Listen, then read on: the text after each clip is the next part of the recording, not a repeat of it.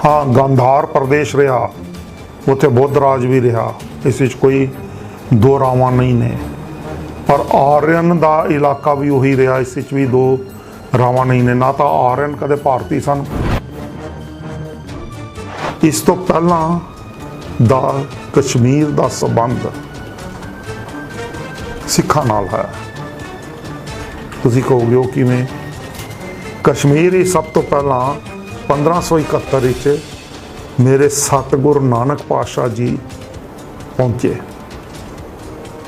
तो सतगुरु नानक पातशाह जी ने कश्मीर विच जगह जगह ते सिखी का प्रचार किया, सिख पैदा किए, धर्मशालावां स्थापित कीतियां। कश्मीर घाटी कदे भी भारत का हिस्से वजों नहीं जानी गई। यह एक प्रमाणिक इतिहासक सच्चाई है जिसनों सारे ही कश्मीर के इतिहासकार भी, दुनिया के इतिहासकार भी, भारत के इतिहासकार भी मानते हैं पर लिखतबद्ध नहीं करते हैं।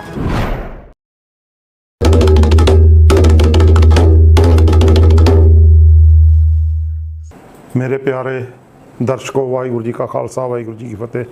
तुहाडे चैनल तो दास अज तुहाडे नाल इतिहास के दबे हुए कुछ वो पत्रे लैके आया है जिन्हां दा जुलाई के महीने नाल ताल्लुक रहा है और बहुत ही गंभीर अते दुनिया के ग्लोबल इतिहास विच बड़ियां वड्डियां घटनावां घटन वाला यह चैप्टर है।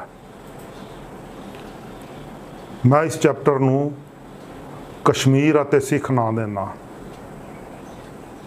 शायद तुहाडे नाल यह वीडियो मेरा मैं 2 पार्ट कंप्लीट कर पावां, तो इसलिए पहला ही बेनती कर रहा कि पहले भाग और दूजे भाग दोनों नूं अवश्य सुनिया जे, क्योंकि अधूरी जानकारी बड़ी ही तबाहकुन होंदी है। पूरी जानकारी लेना बड़ा जरूरी होंदा। कश्मीर का संबंध अज भी विवादित है, भारत नाल भी विवादित है। जिस वेले वर्तमान सरकार ने कश्मीर विचों 370 धारा खत्म की सी, मैं उदों भी कहा सी और इकल्ला वाहद पूरे भारत विच इकल्ला बंदा सा जिसने यह गल कही सी कि कॉन्स्टिट्यूशनली जो भारत का संविधान निर्मित किया गया उस दे हिसाब नाल अते जो संविधान भारत के संविधान के तहत कश्मीर का संविधान नियत किया गया उस दे हिसाब नाल 370 धारा नूं एक वलड़े तौर पर खत्म नहीं किया जा सकता। 370 धारा खत्म करन लई पहला कश्मीर विधान सभा विच इस गल की प्रौढ़ता होनी चाहिए है, उसनूं भारत दे लोक सभा या राष्ट्रपति नूं भेजा जाना चाहिए तां केंद्र सरकार उस पर कोई कार्रवाई कर सकती है। इक्वलड़े तौर पर और पहल के आधार पर केंद्र सरकार अजई कोई कार्रवाई नहीं कर सकती। मेरी इस गल नूं समझे नहीं सी लोग, पर हुण जदों फिर भारत सरकार कहन लग गई है कि शायद असी 370 धारा नूं सीमित तौर पर फिर लागू कर दईए, यह उन्हां सच्चाइयां दा ही और उन्हां कॉन्स्टिट्यूशनल ते कानूनी प्रावधानां दा ही मुद्दा है। अजे बहुत सारे मुद्दे भाजपा की वर्तमान मोदी सरकार ने आरंभ किए हुए ने कानूनी और कॉन्स्टिट्यूशनल, जिवें किसानां नाल संबंधित 3 बिल, बिजली नाल संबंधित बिल ते पराली नाल संबंधित बिल, कुल मिला के 5 बिल वो भी विवादित हैं। 3 तो उन्होंने कानून बनाए हैं, बाकी भी हैं। हुण भारत सरकार दे इन्हां बिलों दीयां सच्चाइयां कुछ हद तक हुण भारत सरकार आप ही मनन लग गई है। उस ते कदे फिर गल करांगे। तो मैं गल कर रहा सी, जिहड़ा मैं अपनी एग्जाम्पल दे रहा वो कश्मीर के संबंध विच गल हो रही है। अज का जिहड़ा चैप्टर मैं कश्मीर अते सिख तुहाडे नाल शुरू करन लगा, इसका भी संबंध इस ढंग का ही है कि लोग पहला मुखालफत करनगे पर हौली हौली इसनूं अपना लैणगे। जिवें कल आप जी नाल महाराज सिंह जी के इतिहास की गल की सी कि 1980-81 तो मैं उस दी गल नूं चुक्या होया, लगातार कई प्लेटफार्मां ते लगा रहा, तो ਕਿਤੇ ਜਾ ਕੇ ਹੁਣ ਪਿਛਲੇ 2 ਦਹਾਕਿਆਂ ਵਿੱਚ ਉਸ ਨੂੰ ਸਫਲਤਾ ਮਿਲੀ ਤੇ ਮਾਨਤਾ ਮਿਲੀ। ਪਰ ਹਲੇ ਵੀ ਉਹ ਗੱਲ ਅਧੂਰੀ ਹੈ ਜੀ। ਜਿਹੜੀ ਗੱਲ ਅੱਜ ਕਰਨ ਲੱਗਾ ਇਤਿਹਾਸ ਦੇ ਪੱਤਰ ਵਿੱਚ ਵੀ ਗੱਲ ਅਧੂਰੀ ਹੈ। ਹਲੇ ਇਸ ਤੇ ਬੜੀ ਵੱਡੀ ਰਿਸਰਚ ਦੀ ਲੋੜ ਹੈ ਔਰ ਖਾਸ ਤੌਰ ਤੇ ਕਸ਼ਮੀਰ ਅਤੇ ਸਿੱਖ ਵਿਸ਼ੇ ਤੇ ਸੰਪੂਰਨ ਇੱਕ ਕਿਤਾਬ ਲਿਖਣ ਦੀ ਲੋੜ ਹੈ, ਜੋ ਕਿਸੇ ਯੂਨੀਵਰਸਿਟੀ ਨੂੰ ਕੰਮ ਕਰਨਾ ਚਾਹੀਦਾ ਜਾਂ ਕਿਸੇ ਸਿੱਖ ਸੰਸਥਾ ਨੂੰ, SGPC ਵਰਗੀ ਨੂੰ, ਜਾਂ ਸਿੱਖ ਰਿਸਰਚ ਬੋਰਡ ਨੂੰ, ਜਾਂ ਆਪਣਾ ਗੁਰਮਤ ਪ੍ਰਚਾਰ ਤੇ ਧਰਮ ਪ੍ਰਚਾਰ ਕਮੇਟੀ ਨੂੰ ਅਜਿਹੇ ਬੀੜੇ, ਜਾਂ ਖਾਲਸਾ ਕਾਲਜ ਨੂੰ, ਖਾਲਸਾ ਕਾਲਜਾਂ ਨੂੰ ਅਜਿਹੇ ਬੀੜੇ ਚੁੱਕਣੇ ਚਾਹੀਦੇ ਨੇ ਜਿਹੜੇ ਕਿ ਬਹੁਤ ਹੀ ਜ਼ਰੂਰੀ ਨੇ। ਬੜੀਆਂ ਵੱਡੀਆਂ ਗ੍ਰਾਂਟਾਂ ਨਾਲ ਇਹ ਕੰਮ ਸੰਪੂਰਨ ਹੁੰਦੇ ਨੇ। ਆਓ ਗੱਲ ਕਰਦੇ ਹਾਂ ਕਸ਼ਮੀਰ ਦਾ ਸਿੱਖਾਂ ਨਾਲ ਸੰਬੰਧ ਕਿਦੋਂ ਤੋਂ ਪੈਣਾ ਆਰੰਭ ਹੋਇਆ। ਨਵੇਕਲਾ ਚੈਪਟਰ ਹੈ। ਨਵੇਕਲੇ ਢੰਗ ਨਾਲ ਮੈਂ ਤੁਹਾਡੇ ਨਾਲ ਗੱਲ ਆਰੰਭ ਕਰਨ ਲੱਗਾ। ਜੇ ਇਤਿਹਾਸਕ ਪਿਛੋਕੜ ਤੋਂ ਅਸੀਂ ਦੇਖੀਏ ਤਾਂ ਕਸ਼ਮੀਰ ਮੁੱਢ ਕਦੀਮ ਤੋਂ ਕਦੇ ਵੀ ਭਾਰਤੀ ਉਪ ਮਹਾਂਦੀਪ ਦਾ ਹਿੱਸਾ ਨਹੀਂ ਰਿਹਾ। ਬੜੀ ਵੱਡੀ ਗੱਲ ਆ। ਹਾਂ, ਗੰਧਾਰ ਪ੍ਰਦੇਸ਼ ਰਿਹਾ, ਉੱਥੇ ਬੁੱਧ ਰਾਜ ਵੀ ਰਿਹਾ, ਇਸ ਵਿੱਚ ਕੋਈ ਦੋ ਰਾਵਾਂ ਨਹੀਂ ਨੇ। ਪਰ ਆਰੀਅਨ ਦਾ ਇਲਾਕਾ ਵੀ ਉਹੀ ਰਿਹਾ, ਇਸ ਵਿੱਚ ਵੀ ਦੋ ਰਾਵਾਂ ਨਹੀਂ ਨੇ। ਨਾ ਤਾਂ ਆਰੀਅਨ ਕਦੇ ਭਾਰਤੀ ਸਨ, ਤੇ ਜਦੋਂ ਗੰਧਾਰ ਪ੍ਰਦੇਸ਼ ਦਾ ਵੀ ਰਿਹਾ ਉਸ ਦੀ ਰਾਜਧਾਨੀ ਵੀ ਜਿਹੜਾ ਵਰਤਮਾਨ ਜਿਹਦਾ ਕੰਧਾਰ ਆ ਉਹਨੂੰ ਦੱਸੀ ਜਾਂਦੀ ਹੈ। ਉਹ ਸਾਰਾ ਹੀ ਪ੍ਰਦੇਸ਼ ਫਿਰ ਅਫਗਾਨੀਆਂ ਨੇ ਫਤਿਹ ਕਰ ਲਿਆ। ਜਿਸ ਵੇਲੇ ਅਫਗਾਨੀਆਂ ਨੇ ਉਸ ਨੂੰ ਫਤਿਹ ਕਰ ਲਿਆ ਤੇ ਉਹ ਗੰਧਾਰ ਪ੍ਰਦੇਸ਼ ਤੋਂ ਵੀ ਤੇ ਉਸ ਦੇ ਰਾਜੇ ਦੇ ਇਤਿਹਾਸ ਤੋਂ ਵੀ ਤੋੜ ਦਿੱਤਾ ਗਿਆ। ਪਿਛਲੇ ਲਗਭਗ 700 ਤੋਂ ਵੱਧ ਸਾਲਾਂ ਤੋਂ ਕਸ਼ਮੀਰ ਘਾਟੀ ਕਦੇ ਵੀ ਭਾਰਤ ਦਾ ਹਿੱਸੇ ਵਜੋਂ ਨਹੀਂ ਜਾਣੀ ਗਈ। ਇਹ ਇੱਕ ਪ੍ਰਮਾਣਿਕ ਇਤਿਹਾਸਕ ਸੱਚਾਈ ਹੈ ਜਿਸ ਨੂੰ ਸਾਰੇ ਹੀ ਕਸ਼ਮੀਰ ਦੇ ਇਤਿਹਾਸਕਾਰ ਵੀ, ਦੁਨੀਆ ਦੇ ਇਤਿਹਾਸਕਾਰ ਵੀ ਤੇ ਭਾਰਤ ਦੇ ਇਤਿਹਾਸਕਾਰ ਵੀ ਮੰਨਦੇ ਹਨ, ਪਰ ਲਿਖਤਬੱਧ ਨਹੀਂ ਕਰਦੇ ਹਨ। ਅਜਿਹੀ ਅਵਸਥਾ ਵਿੱਚ ਕਸ਼ਮੀਰ ਅਹਿਮਦ ਸ਼ਾਹ ਦੁਰਾਨੀ ਦੇ ਕਾਲ ਵਿੱਚ, ਜਿਹੜਾ 1752 ਈਸਵੀ ਦੇ ਲਗਭਗ ਦਾ ਹੈ, ਉਦੋਂ ਸੁਤੰਤਰ ਸੂਬੇ ਦੇ ਤੌਰ ਤੇ ਸੁਤੰਤਰ ਸਾਵਰਨ ਦੇਸ਼ ਅਫਗਾਨਿਸਤਾਨ ਦਾ ਇੱਕ ਸੂਬਾ ਬਣਾਇਆ ਗਿਆ। ਜਿਹੜਾ ਅਫਗਾਨਿਸਤਾਨ ਅਰਥਾਤ ਜਿਸ ਦੀ ਰਾਜਧਾਨੀ ਕਾਬੁਲ ਸੀ, ਕਾਬੁਲ ਸਰਕਾਰ ਦੇ ਅਧੀਨ ਇੱਕ ਸੂਬਾ, ਉਹ ਸੂਬੇ ਦਾ ਸੈਪਰੇਟ ਗਵਰਨਰ ਨਿਯੁਕਤ ਕੀਤਾ ਜਾਂਦਾ ਸੀ, ਜਿਵੇਂ ਬਾਕੀ ਸਾਰੇ ਸੂਬਿਆਂ ਦੇ ਕੀਤੇ ਜਾਂਦੇ ਸੀ। ਜਿਵੇਂ ਮੁਗਲ ਕਾਲ ਵਿੱਚ ਵੀ ਜਿੰਨੇ ਮੁਗਲ ਸਾਵਰਨਿਟੀ ਦੇ ਸੂਬੇ ਸਨ, ਉਹਨਾਂ ਦੇ ਅੱਡੋ ਅੱਡ ਗਵਰਨਰ ਸਨ, ਜਾਂ ਕਿਸੇ ਨਾ ਕਿਸੇ ਰਾਜੇ ਨੂੰ ਉਹ ਲਗਾਨ ਦੇ ਲੈ ਕੇ ਆਪਣਾ ਮੁਗਲ ਕਾਲ ਦੇ ਹੇਠਾਂ ਹੀ ਰਾਜ ਕਰਨ ਲਈ ਦੇ ਦਿੱਤਾ ਜਾਂਦਾ ਸੀ। ਇੰਝ ਜਿਸ ਵੇਲੇ ਅਹਿਮਦ ਸ਼ਾਹ ਦੁਰਾਨੀ ਨੇ 1752 ਵਿੱਚ ਕਸ਼ਮੀਰ ਨੂੰ ਕਾਬੁਲ ਨਾਲ ਜੋੜ ਲਿਆ ਤੇ ਉਸ ਦਾ ਇੱਕ ਸੂਬਾ ਬਣਾ ਦਿੱਤਾ। ਇਸ ਤੋਂ ਪਹਿਲਾਂ ਦਾ ਕਸ਼ਮੀਰ ਦਾ ਸੰਬੰਧ ਸਿੱਖਾਂ ਨਾਲ ਹੈ। ਤੁਸੀਂ ਕਹੋਗੇ ਉਹ ਕਿਵੇਂ? ਕਸ਼ਮੀਰ ਹੀ ਸਭ ਤੋਂ ਪਹਿਲਾਂ 1571 ਵਿੱਚ ਮੇਰੇ ਸਤਿਗੁਰੂ ਨਾਨਕ ਪਾਤਸ਼ਾਹ ਜੀ ਪਹੁੰਚੇ ਤੇ ਸਤਿਗੁਰੂ ਨਾਨਕ ਪਾਤਸ਼ਾਹ ਜੀ ਨੇ ਕਸ਼ਮੀਰ ਵਿੱਚ ਜਗ੍ਹਾ ਜਗ੍ਹਾ ਤੇ ਸਿੱਖੀ ਦਾ ਪ੍ਰਚਾਰ ਕੀਤਾ, ਸਿੱਖ ਪੈਦਾ ਕੀਤੇ, ਧਰਮਸ਼ਾਲਾਵਾਂ ਸਥਾਪਿਤ ਕੀਤੀਆਂ ਤੇ ਉਹਨਾਂ ਨੇ ਕਸ਼ਮੀਰ ਦੀ ਪੂਰੀ ਵਾਦੀ ਵਿੱਚ ਪੰਡਤ ਬ੍ਰਹਮਦਾਸ ਨੂੰ ਸਿੱਖੀ ਦਾ ਪ੍ਰਚਾਰਕ ਨਿਯੁਕਤ ਕੀਤਾ। ਇਹ ਗੱਲ ਹੈ 1571 ਦੀ। ਉਸ ਤੋਂ ਬਾਅਦ ਪੰਚਮ ਪਾਤਸ਼ਾਹ ਜੀ ਨੇ ਕਸ਼ਮੀਰ ਵਿੱਚ ਦੌਰੇ ਕੀਤੇ ਅਤੇ ਮਾਧੋ ਦਾਸ ਜੀ ਨੂੰ ਸਿੱਖੀ ਦਾ ਪ੍ਰਚਾਰਕ ਨਿਯੁਕਤ ਕੀਤਾ। ਫਿਰ ਛੇਵੀਂ ਪਾਤਸ਼ਾਹੀ ਜੀ ਨੇ ਜਿਸ ਵੇਲੇ ਗਵਾਲੀਅਰ ਦੇ ਕਿਲੇ ਤੋਂ ਦੀ ਕੈਦਗਾਹ ਤੋਂ ਉਹ ਰਿਹਾਈ ਹੋ ਕੇ ਆਉਂਦੇ ਹਨ ਤੇ ਕਸ਼ਮੀਰ ਦੇ ਵੱਡੇ ਦੌਰੇ ਕੀਤੇ, ਉਦਾਸੀਆਂ ਜਿਹਨੂੰ ਅਸੀਂ ਕਹਿੰਦੇ ਹਾਂ, ਉਦਾਸੀਆਂ ਕੀਤੀਆਂ। ਉਸ ਵੇਲੇ ਕਸ਼ਮੀਰ, ਜੰਮੂ, ਮੁਜ਼ੱਫਰਾਬਾਦ, ਇਹ ਸਾਰਿਆਂ ਹੀ ਇਲਾਕਿਆਂ ਵਿੱਚ, ਈਵਨ ਲੇਹ ਲਦਾਖ ਤੇ ਜਿਹੜਾ ਥੋੜ੍ਹਾ ਜਿਹਾ ਰੂਸ ਦਾ ਵੀ ਇਲਾਕਾ ਰਹਿ ਗਿਆ ਲੱਗਦਾ ਹੈ, ਜਿਹੜਾ ਆਪਣਾ ਕਾਰਾਕੋਰਮ ਮਾਰਗ ਦੇ ਅੱਗੇ ਪੈ ਜਾਂਦਾ ਹੈ, ਸਿਲਕ ਰੂਟ 'ਤੇ ਵੀ ਗੁਰੂ ਨਾਨਕ ਪਾਤਸ਼ਾਹ ਜੀ ਵੀ ਗਏ ਤੇ 6ਵੀਂ ਪਾਤਸ਼ਾਹੀ ਵੀ ਗਏ। ਉਦੋਂ ਦਾ ਸੰਬੰਧ ਕਸ਼ਮੀਰ ਦਾ ਸਿੱਖਾਂ ਨਾਲ ਬਣਿਆ ਹੋਇਆ। ਪਹਿਲੀ ਗੱਲ ਤਾਂ ਇਸ ਗੱਲ ਨੂੰ ਸਾਨੂੰ ਸਮਝ ਲੈਣਾ ਚਾਹੀਦਾ। 1752 ਤੋਂ 1819 ਤੱਕ ਕਸ਼ਮੀਰ ਕਾਬੁਲ ਦਾ ਸੂਬਾ ਰਿਹਾ। ਉੱਥੇ ਅੱਡ ਤੋਂ ਸੂਬੇਦਾਰ ਜਾਂ ਗਵਰਨਰ ਨਿਯੁਕਤ ਰਿਹਾ।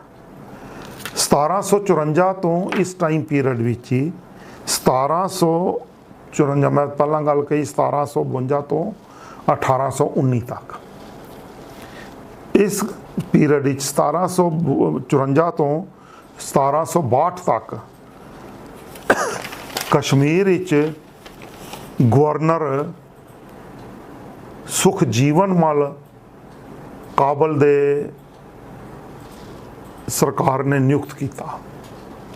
ਸੁਖਜੀਵਨ ਮੱਲ ਨੇ ਕਸ਼ਮੀਰ ਵਿੱਚ ਕਸ਼ਮੀਰ ਦੀ ਰੱਖਿਆ ਵਾਸਤੇ ਪੰਜਾਬ ਤੋਂ 2000 ਸਿੱਖ ਫੌਜੀ ਭਰਤੀ ਕੀਤੇ।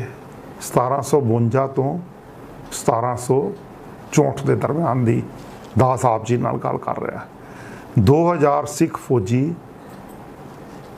ਉਸ ਵੇਲੇ ਪੰਜਾਬ ਤੋਂ, ਪੰਜਾਬ ਦੇ ਖਿੱਤੇ ਤੋਂ, ਜਿਹੜਾ ਪੰਜਾਬ ਇੱਕ ਸੋਵਰਨ ਦੇਸ਼ ਸੀ, ਭਾਰਤੀ ਉਪ ਮਹਾਦੀਪ ਦਾ ਵੀ ਉਹ ਹਿੱਸਾ ਨਹੀਂ ਸੀ, ਜਿਵੇਂ ਕਸ਼ਮੀਰ ਭਾਰਤੀ ਉਪ ਮਹਾਦੀਪ ਦਾ ਹਿੱਸਾ ਨਹੀਂ ਸੀ। ਉਸ ਵਿੱਚੋਂ 2000 ਸਿੱਖ ਫੌਜੀ ਉਹ ਭਰਤੀ ਕਰਕੇ ਲੈ ਕੇ ਗਿਆ ਅਤੇ ਉਸ ਨੇ ਉਹਨਾਂ ਦੀ ਤਨਖਾਹ ਨਗਦ ਦੇਣ ਦੀ ਬਜਾਏ ਜਿਨਸ ਨਿਯਤ ਕੀਤੀ। ਜਿਨਸ ਦਾ ਮਤਲਬ ਹੁੰਦਾ ਰਾਸ਼ਨ, ਜੋ ਉਪਜ ਹੈ ਉਹ ਉਪਜ ਦੇ ਰੂਪ ਵਿੱਚ ਉਹਨਾਂ ਨੂੰ ਤਨਖਾਹ ਦੇਣੀ ਨਿਯਤ ਕੀਤੀ। ਉਹਨਾਂ ਦੀ ਕਾਰਗੁਜ਼ਾਰੀ ਦੇਖ ਕੇ, ਉਹਨਾਂ ਦੀ ਇਮਾਨਦਾਰੀ ਦੇਖ ਕੇ, ਉਹਨਾਂ ਦੀ ਖਲਕਤ ਨਾਲ ਸਰਬ ਸਾਂਝੀਵਾਲਤਾ ਦੇਖ ਕੇ ਉਹ ਬਹੁਤ ਖੁਸ਼ ਹੋਇਆ। ਸੁਖਜੀਵਨ ਮੱਲ ਕਾਬੁਲ ਵੀ ਖੁਸ਼ ਹੋਇਆ ਤੇ ਉਹਨਾਂ ਨੇ ਇਹਨਾਂ 2000 ਸਿੱਖ ਫੌਜੀਆਂ ਨੂੰ ਆਪੋ ਆਪਣੇ ਪਰਿਵਾਰ ਵਸਾਉਣ ਦੀ ਇਜਾਜ਼ਤ ਦਿੱਤੀ ਤੇ ਨਾਲ ਹੀ ਉਹਨਾਂ ਨੂੰ ਜ਼ਮੀਨ ਅਲਾਟ ਕਰ ਦਿੱਤੀ ਤੇ ਜ਼ਮੀਨ ਦੀ ਮਲਕੀਅਤ ਵੀ ਦੇ ਦਿੱਤੀ। ਇਹ ਗੱਲ ਧਿਆਨ ਗੋਚਰੇ ਰੱਖਣੀ ਬੜੀ ਜ਼ਰੂਰੀ ਹੈ। ਕਸ਼ਮੀਰ ਵਿੱਚ ਪੰਜਾਬ ਜਿਹੜਾ ਕਿ ਉਸ ਵੇਲੇ ਖੁਦ ਮੁਖਤਿਆਰ ਸੀ, ਉੱਥੋਂ 2000 ਸਿੱਖ ਫੌਜੀ ਲੈ ਕੇ ਜਾਏ ਗਏ, ਭਰਤੀ ਕਰਕੇ ਲਿਜਾਏ ਗਏ।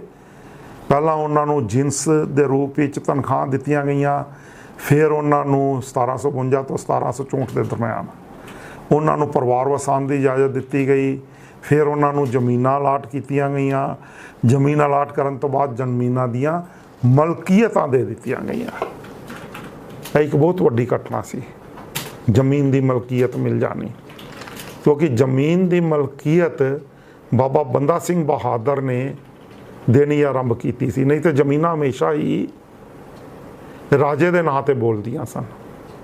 ਹਮੇਸ਼ਾ ਯਾਦ ਰੱਖਿਆ ਜੇ ਇਤਿਹਾਸ ਵਿੱਚ, ਕਿਉਂਕਿ ਜਿੰਨੀਆਂ ਮੈਂ ਇਤਿਹਾਸਕ ਪੜਚੋਲ ਦੀਆਂ ਵੀਡੀਓ ਪਾਉਂਦਾ ਉਹਨਾਂ ਵਿੱਚ ਕੁਛ ਨਾ ਕੁਛ ਜ਼ਰੂਰ ਨਵਾਂ ਹੁੰਦਾ। ਕਈ ਮੇਰੇ ਸਰੋਤਾ ਕਹਿੰਦੇ ਨੇ ਸਾਰਾ ਕੁਛ ਹੀ ਨਵਾਂ ਹੁੰਦਾ ਜੀ, ਸਾਨੂੰ ਵਾਰ-ਵਾਰ ਵੀਡੀਓ ਸੁਣਨੀ ਪੈਂਦੀ ਹੈ, ਤੇ ਅੱਛੀ ਗੱਲ ਹੈ। ਜਿੰਨੀ ਵਾਰੀ ਵੀਡੀਓ ਸੁਣੋਗੇ ਉਨੀ ਜ਼ਿਆਦਾ ਮਨੋਬਿਰਤੀ ਤੀਬਰ ਹੋਏਗੀ, ਯਾਦਦਾਸ਼ਤ ਵਿੱਚ ਚੀਜ਼ਾਂ ਰਹਿਣਗੀਆਂ। ਬੜਾ ਜ਼ਰੂਰੀ ਹੈ, ਕਿਉਂਕਿ ਨਵੀਆਂ ਚੀਜ਼ਾਂ ਨੂੰ ਸਮਝਣਾ, ਪਰਖਣਾ ਤੇ ਯਾਦ ਵਿੱਚ ਦੁਹਰਾ ਕੇ ਰੱਖਣਾ, ਉਕਰ ਲੈਣਾ ਬੜਾ ਔਖਾ ਹੁੰਦਾ, ਇਸ ਲਈ ਦੁਹਰਾਓ ਚਾਹੀਦਾ। ਜਿਹੜੀਆਂ ਉਹਨਾਂ ਨੂੰ ਜ਼ਮੀਨਾਂ ਅਲਾਟ ਕੀਤੀਆਂ ਗਈਆਂ, ਮੈਂ ਉਹਨਾਂ ਪਿੰਡਾਂ ਦੇ ਵੀ ਨਾਂ ਲਾ ਦਿੰਦਾ: ਬਾਰਾਮੂਲਾ, ਸਿੰਘਪੁਰਾ, ਤਰਾਲ, ਨੋਗਾਮਾ, ਪ੍ਰਵਾਤਵਾਰ, ਹੁਮਾਲ।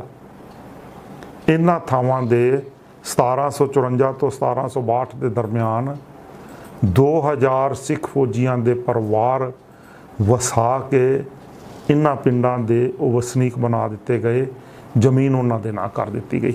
ਤੇ ਜਿਹੜੇ ਕਸ਼ਮੀਰ ਵਾਦੀ 'ਚ, ਬਾਰਾਮੂਲਾ 'ਚ, ਤਰਾਲ ਇਲਾਕੇ 'ਚ, ਹੁਮਾਲ ਇਲਾਕੇ 'ਚ,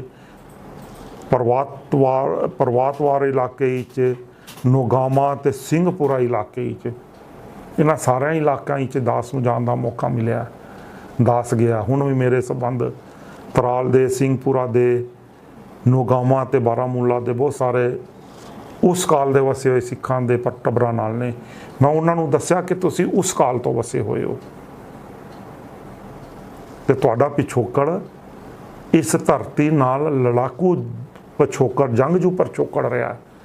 ਤੁਸੀਂ ਕਸ਼ਮੀਰ ਦੀ ਆਜ਼ਾਦੀ, ਸੋਵਰਨਿਟੀ ਲਈ ਤੁਹਾਡੇ ਬਜ਼ੁਰਗਾਂ ਨੇ ਜੰਗਾਂ ਲੜੀਆਂ ਨੇ ਤੇ ਉਹ ਸ਼ਹੀਦ ਹੋਏ ਨੇ। ਇਹ ਸਾਰੇ ਸ਼ਹੀਦਾਂ ਦੇ ਟੱਬਰ ਨੇ। ਪਹਿਲੀ ਗੱਲ। ਇਸ ਪੀਰੀਅਡ ਤੋਂ ਬਾਅਦ ਫਿਰ ਇੱਕ ਦੂਸਰਾ ਪੀਰੀਅਡ ਆਰੰਭ ਹੁੰਦਾ। ਉਹ ਹੁੰਦਾ 1809 ਵਿੱਚ। ਕਾਬਲ ਦਾ ਬਾਦਸ਼ਾਹ ਸ਼ਾਹ ਸ਼ੁਜਾ ਦੀ ਅੰਦਰੂਨੀ ਲੜਾਈ ਹੁੰਦੀ ਹੈ। ਸ਼ਾਹ ਮੁਹੰਮਦ ਦੇ ਹੱਥੋਂ ਹਾਰ ਜਾਂਦਾ। ਸ਼ਾਹ ਮੁਹੰਮਦ ਦੇ ਹੱਥੋਂ ਹਾਰਨ ਤੋਂ ਬਾਅਦ ਸ਼ਾਹ ਮੁਹੰਮਦ ਉਸ ਨੂੰ ਕੈਦ ਕਰ ਲੈਂਦਾ। ਕੈਦ ਕਰਨ ਤੋਂ ਬਾਅਦ ਉਹ ਆਪਣੇ ਸੂਬੇ ਕਸ਼ਮੀਰ ਦੀ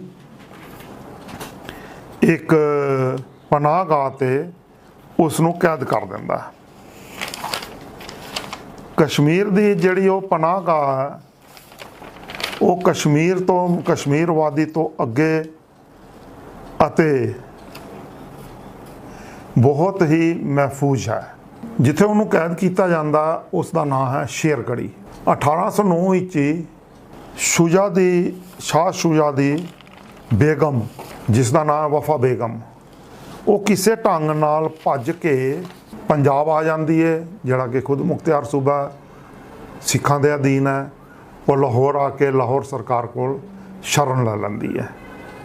ਸ਼ਰਨ ਲੈਣ ਤੋਂ ਬਾਅਦ ਮਹਾਰਾਜਾ ਰਣਜੀਤ ਸਿੰਘ ਜੀ ਦੇ ਵਿਦੇਸ਼ ਮੰਤਰੀ ਸ਼੍ਰੀ ਅਜ਼ੀਜ਼ੁਦੀਨ ਸਾਹਿਬ ਰਾਹੀਂ ਉਹ ਮਹਾਰਾਜਾ ਰਣਜੀਤ ਸਿੰਘ ਜੀ ਤੱਕ ਆਪਣਾ ਇੱਕ ਸੰਦੇਸ਼ ਪਹੁੰਚਾਉਂਦੀ ਹੈ। ਉਸ ਸੰਦੇਸ਼ ਦੀ ਕੇਂਦਰ ਭਾਵ ਹੈ ਕਿ ਜੇ ਸ਼ਾਹ ਸ਼ੁਜਾ ਨੂੰ ਮਹਾਰਾਜਾ ਰਣਜੀਤ ਸਿੰਘ ਜੀ ਕਾਬੁਲ ਦੀ ਕੈਦ, ਉਹਨੂੰ ਹਲੇ ਨਹੀਂ ਪਤਾ ਕਿ ਉਹ ਸ਼ੇਰਗੜ੍ਹੀ 'ਚ ਕੈਦ ਹੈ। ਉਹ ਕਾਬੁਲ ਦੇ ਸੂਬੇ ਕਸ਼ਮੀਰ ਦੀ ਸ਼ੇਰਗੜ੍ਹੀ 'ਚ ਕੈਦ ਹੈ, ਉਹਨੂੰ ਨਹੀਂ ਪਤਾ। ਉਹ ਦੱਸਦੀ ਹੈ ਕਿ ਕਾਬੁਲ ਵਿੱਚ ਹੀ ਕੈਦ ਹੈ। ਜੇ ਉਸ ਨੂੰ ਮਹਾਰਾਜਾ ਸਾਹਿਬ ਛਡਾ ਲੈਣ ਤੇ ਮੇਰੇ ਕੋਲ ਜਿਹੜਾ ਬੇਸ਼ਕੀਮਤੀ ਕੋਹੇ ਨੂਰ ਹੀਰਾ ਹੈ, ਉਹ ਮੈਂ ਉਸ ਦੇ ਇਵਜ਼ ਵਿੱਚ ਮਹਾਰਾਜਾ ਸਾਹਿਬ ਨੂੰ ਦੇ ਦਾਂਗੇ। ਮਹਾਰਾਜਾ ਸਾਹਿਬ ਦੇ ਵਿਦੇਸ਼ ਮੰਤਰੀ ਮਹਾਰਾਜਾ ਸਾਹਿਬ ਤੱਕ ਇਹ ਗੱਲ ਪਹੁੰਚਾਉਂਦੇ ਹਨ 1809 ਵਿੱਚ।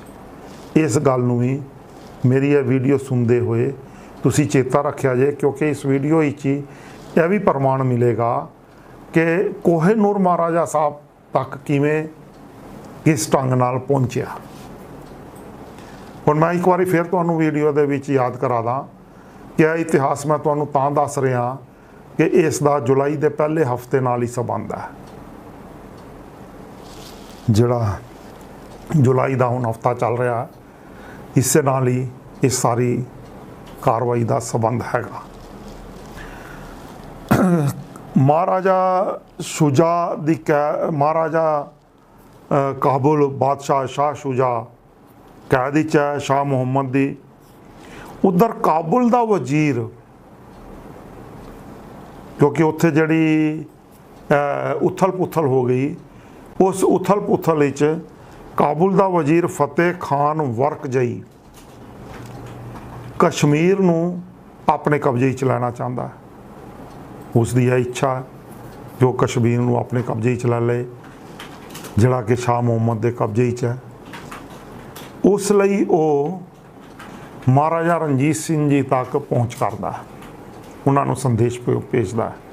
ਸੰਦੇਸ਼ ਕੀ ਭੇਜਦਾ ਕਿ ਅਗਰ ਮੇਰੀ ਫੌਜ ਨਾਲ ਮਿਲ ਕੇ ਸਿੱਖ ਫੌਜ ਕਸ਼ਮੀਰ ਤੇ ਹੱਲਾ ਬੋਲਦੀ ਹੈ ਤੇ ਕਸ਼ਮੀਰ ਨੂੰ ਫਤਿਹ ਕਰਾਉਣ ਵਿੱਚ ਮੇਰੀ ਸਹਾਇਤਾ ਕਰਦੀ ਹੈ, ਤਾਂ ਮੈਂ ਉਸ ਦੇ ਏਵਜ਼ ਵਿੱਚ, ਹੁਣ ਇਸ ਗੱਲ ਦੀ ਇੰਪੋਰਟੈਂਸ ਨੂੰ ਸਮਝਿਆ ਜੇ, हमेशा याद रख लिया जे, मैं कश्मीर के सिखां नूं भी कहना तो बाकी सिख कम्यूनिटी नूं भी कहना, वो यह कहता है कौन वजीर फतेह खान वर्क जाई कि कश्मीर जे फतेह किया जाता तो कश्मीर की फतेह की एवज च मैं महाराजा साहब नूं कश्मीर की सालाना आमदन विचों,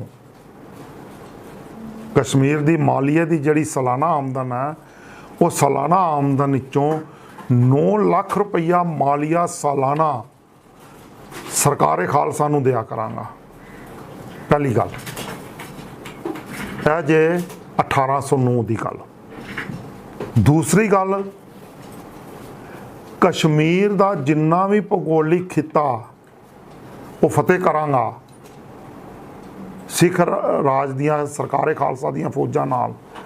वो टोटल फतेह किते खिते का तीजा हिस्सा मैं सरकारे खालसा के नाम लवा दूंगा, सरकारे खालसा नूं दूंगा। यह 2 ट्रीटियां हुंदियां हन। यह ट्रीटी समझौता जिहड़ा हैगा झेलम दे नेड़े, झेलम शहर सी, उत्थे नेड़े दरिया दे भी कंढे ते रोहतासगढ़ विच, रोहतासगढ़ गढ़ी किला हैगा जिथे महाराजा साहब नाल यह ट्रीटी पूर चढ़ती है।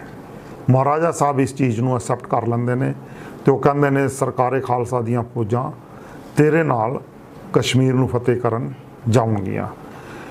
ते सरकारे खालसा दा कश्मीर ते पहली चढ़ाई 1809 नूं हुंदी है,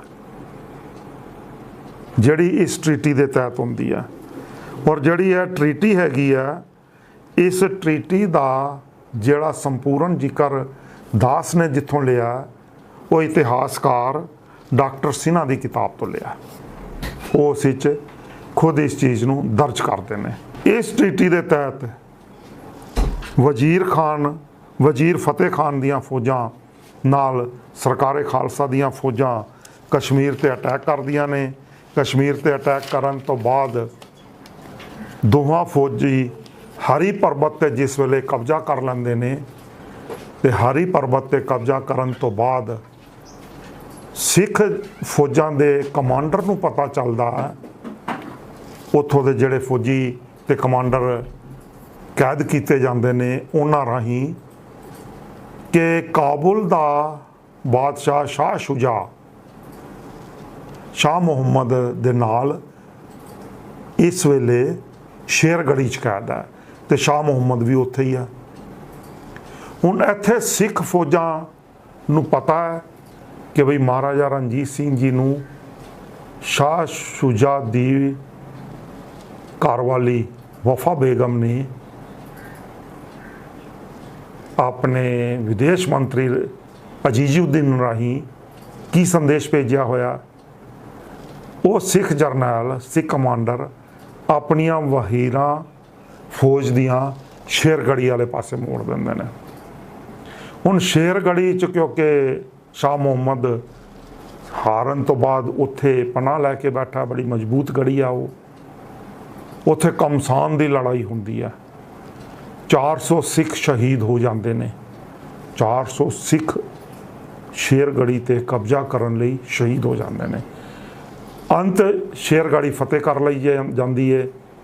शाह शुजा नूं जिंदा कढ लिया जाता है। उसदे कैदियां वाले वस्त्र हटा के उसनूं शाही वस्त्र सिख कमांडर पवांदे ने ते उसनूं पीर पंजाल दे राह तों लाहौर कढ के लै जांदे ने। अज दी वीडियो दास इत्थे आप जी नाल संपूर्ण करदा है। कल इस तो अगली वीडियो विच कोहिनूर महाराजा साहब नूं किवें मिलदा है ते फिर कश्मीर सिख राज का किवें हिस्सा बनता है।